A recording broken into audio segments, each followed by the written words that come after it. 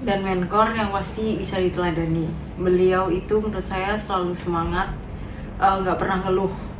Kalau ada kegiatan tuh selalu menyemangati rekan kerjanya. Jadi kayak menurut saya bukan sebagai komandan yang memerintah aja, tapi bisa diajak kerjasama, menyemangati gitu. Dan yang pasti rajin olahraga ya, kelihatan dinas.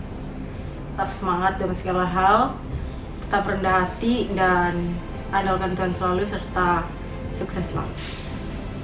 Hal yang paling berkesan adalah ketika saya menjabat sebagai Kasilok, tentunya saya tidak bisa mengambil keputusan karena di sini saya sebagai Kasih, itu artinya pembuat kebijakan.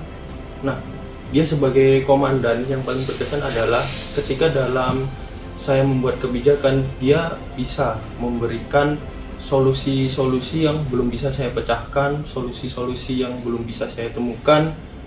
Dia bisa mengambil keputusan di saat-saat kritis. Juga ketika saya misalnya sedang sibuk atau bagaimana, dia tetap menenangkan saya dan tidak malah membuat saya panik seperti itu.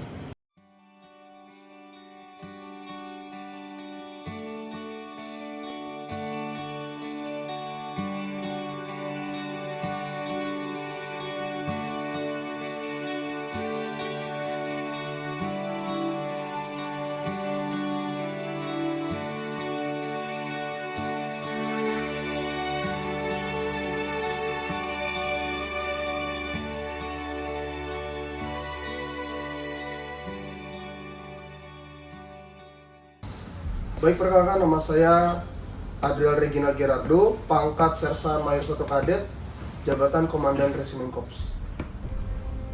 Jika ditanyakan awal mulai diberikan amanah itu, mungkin itu semua berawal dari ketika saya sudah menjadi kadet mahasiswa. Pertama kali masuk dan diterima, lalu melaksanakan Diksarmil selama 2 bulan, namanya di Akmil. Di situ saya memang sudah punya tujuan untuk menjadi komandan resimen Kor. Nah, di situ selama panjang waktu dari prajurit kadet, kopral, sersan hingga mayor 2, di situ saya memang mendedikasikan dan menjaga disiplin, kemudian prinsip. Disitulah konsistensi yang harus benar-benar diuji di situ. Tantangan terbesar dan keputusan tersulit ya. Sehari-hari sebenarnya tantangan terbesar. Sehari-hari itu tantangan terbesar. Kenapa seperti itu? Karena perlu pentingnya menjaganya sinergitas dan juga kontinuitas kegiatan-kegiatan kadit yang bermanfaat, kegiatan-kegiatan yang bermutu, dan juga mengasah akhlak, mengasah kepribadian dan karakter. Itu juga merupakan pesan dan perintah dari Pak Prabowo. Dan oleh karena itu, setiap hari adalah tantangan terbesar untuk menjaga keberlanjutan kegiatan-kegiatan tersebut, baik akademik maupun non-akademik. Dan untuk keputusan terberat selama pengalaman saya ini, setiap adanya perintah-perintah insidentil, kegiatan kita insidentil itu maksudnya perintah yang turun dari sekarang ini Pak Presiden, dulu kan kita sebutnya Bapak Menhan ya maksud saya, itu langsung turun kepada perintahan kadet gitu. Dan itu ya memang harus cepat pergerakannya, di dinamika ini kita harus menyesuaikan. Jadi banyak keputusan-keputusan taktis yang harus kita sesuaikan, tetap menimbang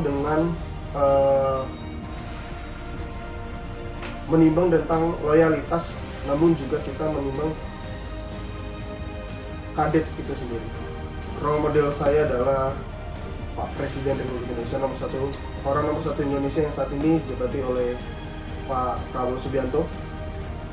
Saya sangat kagum bagaimana beliau memiliki dedikasi dan kecintaan kepada tanah air dan bangsa ya, yang begitu luar biasa dan sangat dalam. Kalau saya bilang orang paling merah putih di era modern ini ya beliau.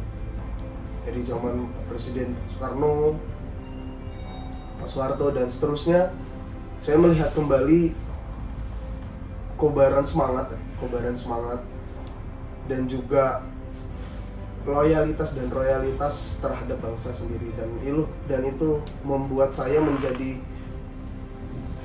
wah, dia harus menjadi role model saya, karena tentu ini menjadi suatu gambaran untuk kita berperilaku, untuk kita mengevaluasi diri ke depannya. Seperti itu. Baik, apa yang komandan rasa menjadi kesuksesan terbesar bagi komandan selama menjabat sebagai komandan resimen Korps? Kalau dibilang kesuksesan terbesar sebagai komandan, ya saya nggak bisa bilang saya sendiri. Semuanya itu karena kami pejabat Resimen Korps Kadet Mahasiswa periode 2003-2024 semuanya bermegang peran masing-masing, bukan hanya melaksanakan perannya, tetapi memaksimalkan tugas, fungsi dan tugas pokoknya sebagai danyon, sebagai kasih, kepala seksi, dan bahkan strata ke bawah, paling bawah, danton-danton itu semua bergerak sehingga sehari-hari bisa mengayomi, bisa melaksanakan sebagai penggerak dan juga sebagai pengawas dari setiap kegiatan-kegiatan Kadet Mahasiswa. Ya, kesuksesan terbesar adalah untuk menciptakan generasi selanjutnya jauh lebih baik. Ini kan semua keinginan senior, keinginan abang-abang. Yang perlu saya sampaikan kepada adik-adik junior atau siapapun yang menyaksikan video ini, kita sudah memasuki era globalisasi yang begitu deras arusnya dan juga dampaknya kepada kehidupan kita sehari-hari. Dan ini menjadi urgensitas kita semua, terutama Universitas Pertahanan Republik Indonesia, adalah pionir di masa era mendatang. Dan saya minta kepada adik-adik semua, jadilah seseorang visioner, jadilah seseorang yang memiliki visi yang besar.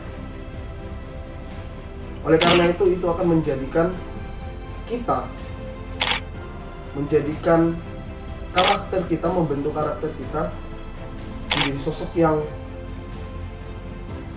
selalu mempunyai target dan selalu ingin berkembang. Jika tiap-tiap dari orang sudah memiliki visi yang besar, tentu roda kepemimpinan ini tidak hanya berhenti di situ saja, tidak hanya berhenti di level segini saja. Semakin lambat tahun, semakin tahun menahun akan semakin tinggi, semakin hingga akhirnya kita bisa tembus ke kancah internasional. Dan itu harapan dari kita semua. Pun juga harapan dari Pak Prabowo bahwa roda sudah berputar, bahwa kita yang akan memimpin, kita yang akan menjadi pion-pion dari bangsa Indonesia. Mungkin dalam 30 tahun ke depan atau di masa kelak nanti. Dan yang terakhir yang selalu saya ingin tekankan, bahwasannya manusia itu sudah tidak sempurna. Maka jangan buat kita semakin tidak sempurna. Dan manusia itu sudah memiliki batas. Jangan apalagi kalau kita membatasi diri. Mulai explore diri, mulai tingkatkan, keluar dari zona nyaman. Dan yang terakhir, seperti Pak Prabowo katakan, jangan pernah lelah untuk mencintai bangsa Indonesia. Begitupun dari saya, jangan pernah lelah untuk mencintai Universitas Pertahanan Republik Indonesia. Demikian.